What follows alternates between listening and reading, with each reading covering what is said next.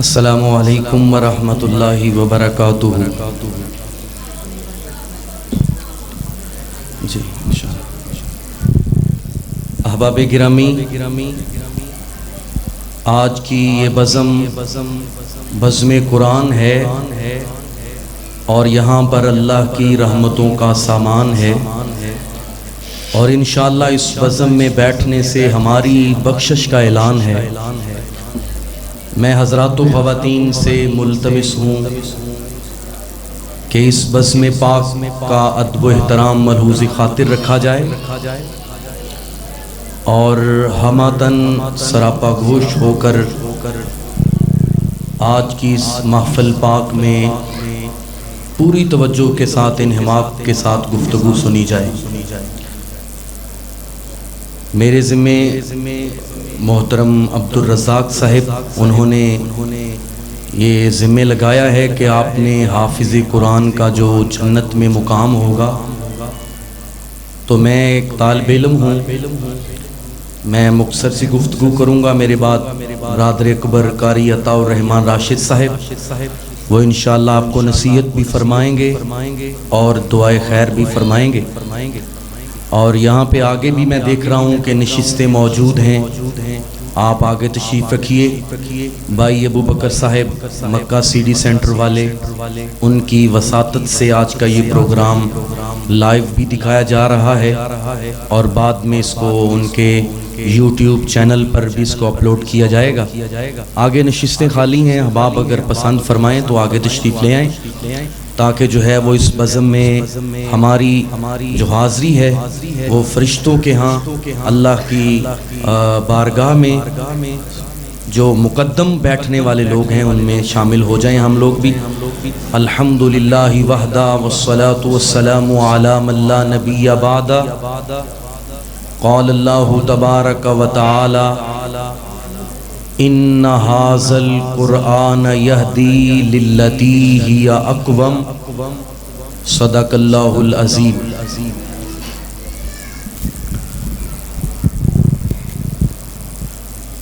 وقال الشاعر، جس بزم میں ذکر رسالت مآب ہے، جس انجمن میں ذکر رسالت مآب ہے، اس بزم میں تو سانس لینا بھی ثواب ہے، اور وہ خاتم الرسل حامل ام الکتاب ہیں، سلام اس پر کہ جس کا پسینہ بھی گلاب ہے۔ واجب الاحترام حضرات و حاضرین، معززات خواتین، لائق احترام معزز سامعین، بہت ہی خوش بختی اور ساڑھے واسطے سعادت دی بات ہے کہ اللہ سبحانہ و تعالی نے اس بزم قرآن دے اندر سانو جمع فرمایا۔ حضرات، اے قرآن او لا ریب اور بے عیب کتاب ہے کہ اس کتاب دے نال جدا بھی تعلق قائم ہو گیا، جس چیز دا بھی ناتا قرآن دے نال جڑ گیا، اللہ سبحانہ و تعالی نے او دی حیثیت تبدیل فرمائی، مقام و مرتبہ عطا فرمایا۔ جس طرح تمام ملائکہ میں روح الامین کا ایک نمایاں مقام ہے، جس طرح تمام شہروں میں بالا دل امین کا ایک بلند مقام ہے، اور جس طرح تمام نبیوں اور رسولوں میں آپ کا ایک بلند رتبہ ہے، اس طرح تمام الہامی کتابوں صحائف میں قرآن کا اللہ کے ہاں بڑا بلند رتبہ ہے۔ تو احباب گرامی، یہ وہ لاریب کتاب ہے کہ آج معاشرہ میں ہر شخص چاہتا ہے کہ اس کو عزت ملے، مقام و مرتبہ ملے۔ یہ عزت، یہ مقام و مرتبہ، یہ عروج، یہ بلندی اور یہ دنیا و آخرت کی کامیابی، اس کا خزینہ اللہ رب العالمین نے اس قرآن کو بنایا ہے۔ اور رحمت کائنات علیہ السلام نے فرمایا اشراف امتی حملت القرآن وصاحب اللیل، فرمایا میری امت کے شرف والے، میری امت کے عزت والے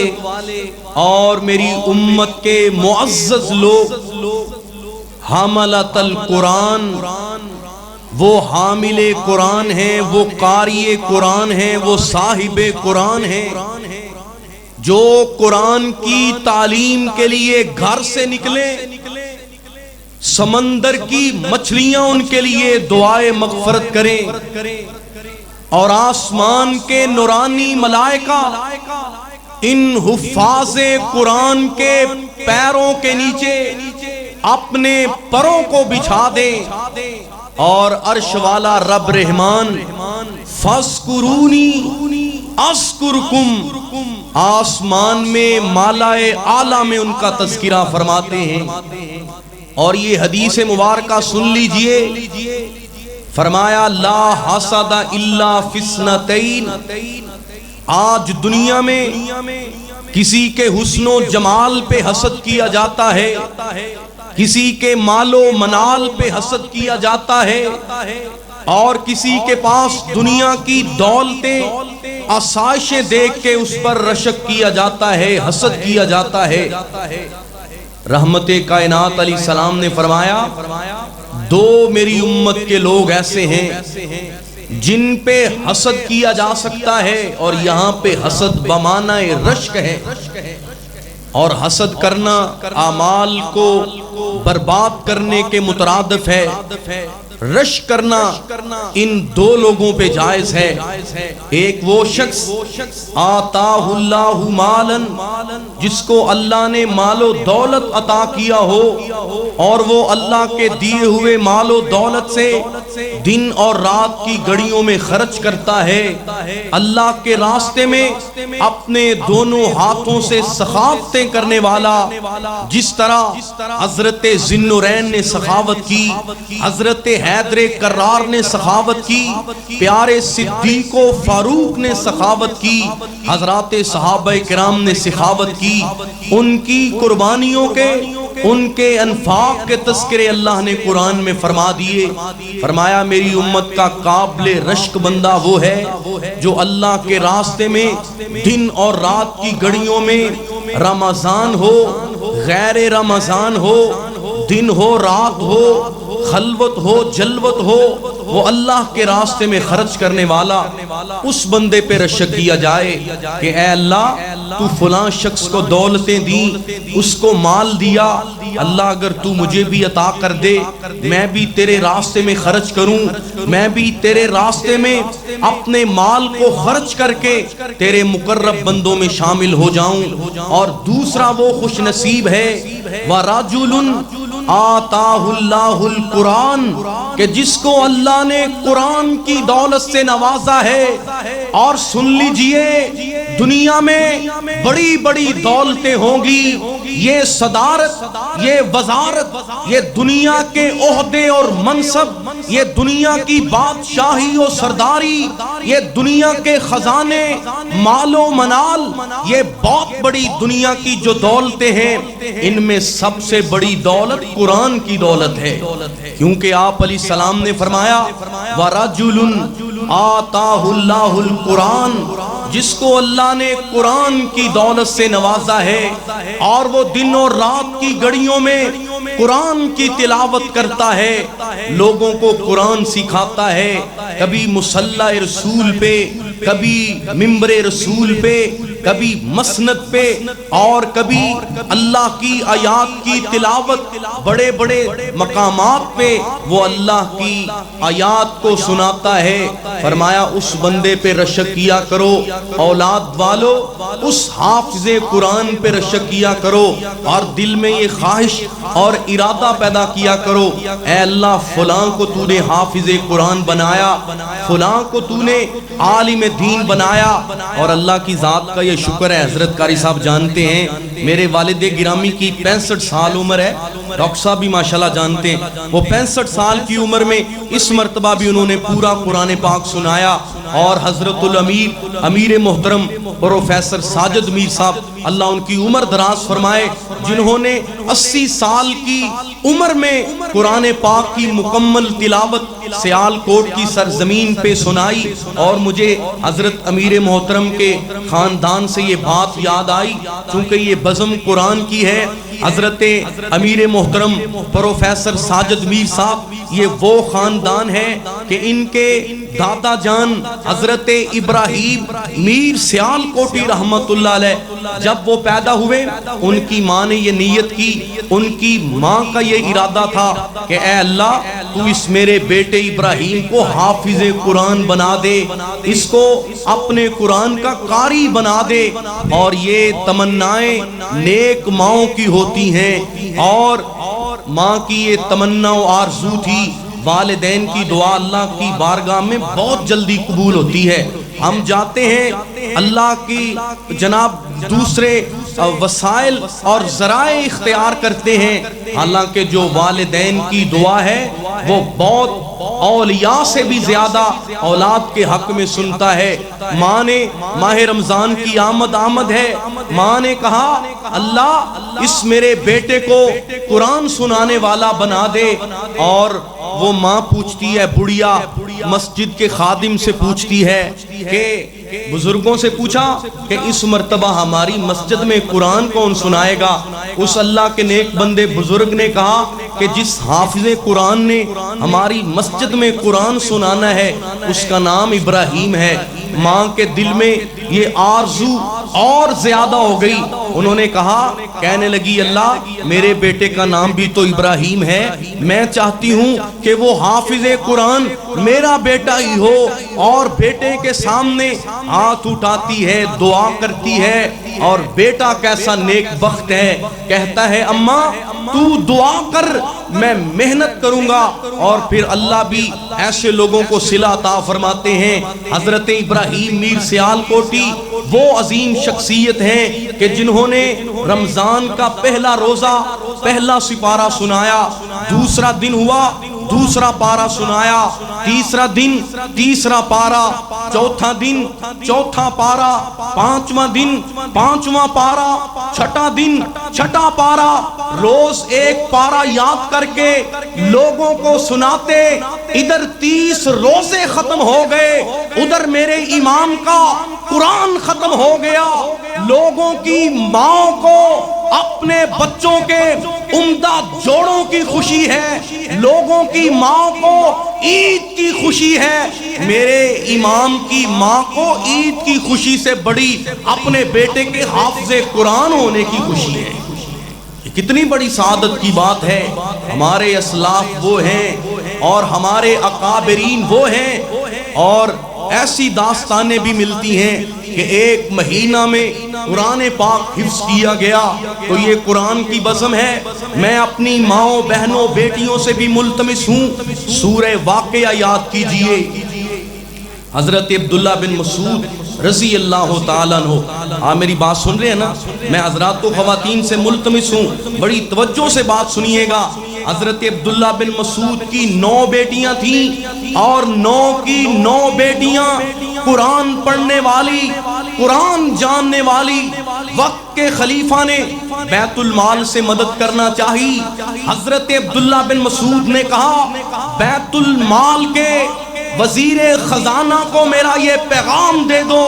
کہ میں نے اپنی بیٹیوں کو سورہ واقعہ یاد کروائی ہے، اور میری بیٹیاں سورہ واقعہ پڑھتی ہیں اور اللہ نے ہمارے گھر سے فاقوں کو ختم کر دیا ہے۔ آج بحرانوں کے شکوے ہیں، آج جناب مہنگائی کی داستانیں ہیں، آج ہر طرف افراتفری کا سامان ہے۔ آئیے ان سنگین حالات میں سورہ واقعہ اپنی اولاد کو یاد کروائیے اور سورہ ملک ہر رات کو پڑھی جائے۔ یہ قرآن ہمارے لیے باعث سفارش ہوگا۔ اور سن لیجئے حافظ قرآن کا اللہ کی جنتوں میں کیا مقام ہوگا۔ رحمت کائنات علیہ السلام نے فرمایا الماہر بالقرآن، الماہر بالقرآن، قرآن کو مہارت سے پڑھنے والا، قرآن کو فن تجوید سے پڑھنے والا، قرآن کو اچھے انداز میں پڑھنے والا۔ اور آپ علیہ السلام نے فرمایا قرآن کو عربوں کے لہجہ میں پڑھا کرو۔ اور قرآن کی مہارت رکھنے والا جب قیامت کا دن ہوگا کوئی کسی کا پرسان حال نہیں ہوگا، کوئی کسی کی سفارش کرنے والا نہیں ہوگا، کوئی کسی کی صدارت و وزارت کام نہیں آئے گی۔ اس دن جب ماہر قرآن حافظ قرآن آئے گا، اللہ فرمائیں گے مع السفرۃ الکرام البررہ، آج اس حافظ قرآن کی یوں عزت ہوگی کہ میں اللہ اس حافظ قرآن کو اپنے معزز فرشتوں کے ساتھ کھڑا کروں گا۔ معزز فرشتوں کا ساتھ ملے گا جنتوں میں۔ اور احباب گرامی آپ نے فرمایا قیامت کا دن ہوگا، حافظ قرآن کے والدین کو بلایا جائے گا اور البست تاجن والدیہ یوم القیامہ، والدین پہ حافظ قرآن کے والدین کے سروں پر اللہ ایسا تاج پہنائیں گے کہ جن کی روشنی اور چمک آسمان کے سورج سے بھی زیادہ ہوگی۔ اور احباب گرامی حافظ قرآن وہ خوش نصیب لوگ ہوں گے کہ جن کو اللہ فرمائیں گے آج میری جنتوں میں قرآن پڑھتا جا اور میری جنت کی منازل طے کرتا جا، اور جہاں والناس کی سین ہوگی اللہ تجھے اتنا ہی بلند مقام عطا فرمائے گا۔ اور احباب گرامی ابھی مجھے حکم ہوا ہے چونکہ محفل قرآن ہے اور میں اس بزم قرآن میں آپ کو قرآن پاک کے حوالہ سے چند اشعار سناؤں گا، اور پھر اس کے بعد حضرت شیخ صاحب انشاءاللہ خطاب بھی فرمائیں گے اور دعا بھی فرمائیں گے۔ بڑی عقیدت سے سنیے گا اس قرآن، وہ معزز تھے زمانہ میں مسلمان ہو کر اور ہم خار ہوئے تاریخ قرآن ہو کر۔ میں صدقے قرآن دے کاری تو قرآن دی محفل پیاری تو، چونکہ بزم قرآن والی ہے حکم دی تعمیل کرنا بھی ضروری ہے۔ دعا کرو اللہ محترم عبدالرزاق صاحب انہاں دے بچیاں نو حافظ قرآن بنائے اور عالم دین بنائے اور انہاں دی ہر تمنا اللہ پوری فرمائے۔ تو جی میں عرض کرنا چاہنا میں صدقے قرآن دے کاری تو قرآن دی محفل پیاری تو، میں صدقے قرآن دے کاری تو قرآن دی محفل پیاری تو، ایتھے رحمت رب دی بس دیئے، اے قرآن دی بزم سجا کے بیٹھنے والوں، ایتھے رحمت رب دی بس دیئے، اے آلہ دنیا ساری تو، میں صدقے قرآن دے کاری تو قرآن دی محفل پیاری تو۔ اور بڑا پیار والا جملہ ہے جس قرآن سینے لایا ہے، جس قرآن سینے لایا ہے انہوں اللہ نے چمکایا ہے، جن نے قرآن سینے لایا ہے انہوں اللہ نے چمکایا ہے۔ نالے پڑھدا جا نالے چڑھدا جا،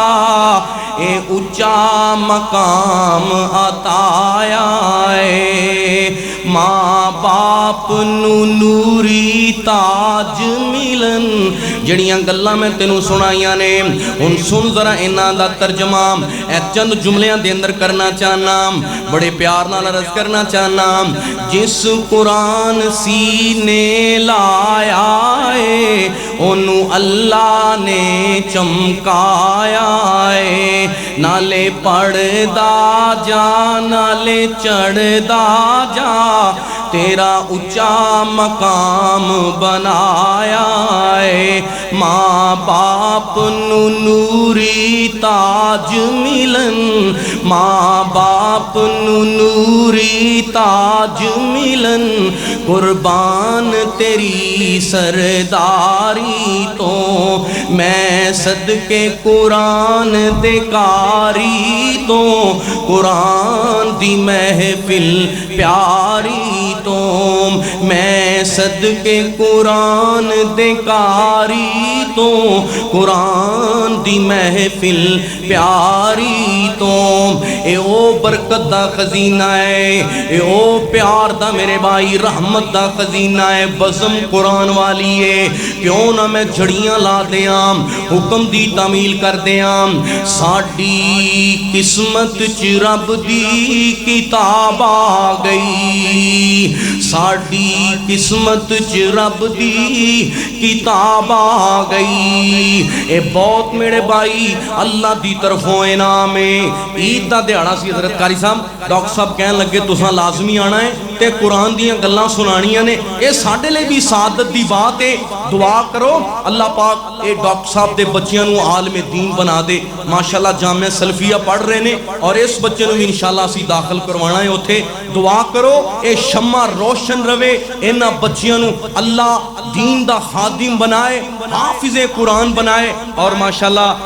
انہاں بچیاں دے اساتذہ کرام بھی تشریف فرمان ہے۔ برادر محترم حافظ عمیر صاحب اے ماشاءاللہ حذیفہ صاحب دے استاد محترم نے، اے بھی انشاءاللہ تانوں تلاوت سنان گے۔ دعا کرو اللہ پاک حضرت قاری صاحب دے ادارے نو جامع مسجد رحمانیہ اور جامع مسجد مکرم اے جڑے دین دے ادارے نے اللہ انہاں نو قائم و دائم رکھے۔ اور بڑے پیار دے نال میں اپنی حاضری مکمل کرنا چاہنا، سن لو بڑے عقیدت دے نال، اے کتنا عالی رتبہ ہے، کتنا بڑا مقام ہے۔ ساڈی قسمت چ رب دی کتاب آ گئی، ساڈی قسمت چ رب دی کتاب آ گئی۔ ویکھو رحمت کیویں بے حساب آ گئی، ساڈی قسمت چ رب دی کتاب آ گئی۔ لوگو اللہ دا قرآن برکت والا، لوگو اللہ دا قرآن برکت والا، جس تے نازل ہویا او رحمت والا، جیڑے مدنی نو ملیا او رفعت والا۔ لیلۃ القدر اترن نو رات آ گئی، ساڈی قسمت چ رب دی کتاب آ گئی۔ اور اے میرے موضوع دے مطابق جملہ حدیث پاک دا ترجمہ ہے، اس دے حافظ تے قاری دی کیا شان ہے، اس دے حافظ تے قاری دی کیا شان ہے، جس دے سینے چ اللہ دا قرآن ہے، اس دے حافظ تے قاری دی کیا شان ہے جس دے سینے چ اللہ دا قرآن ہے حشر دا دن تے خلقت پریشان ہے بن کے ماں باپ لئی سونا تاج آ گئی ساڈی قسمت چ رب دی کتاب آ گئی ویکھو رحمت کیویں بے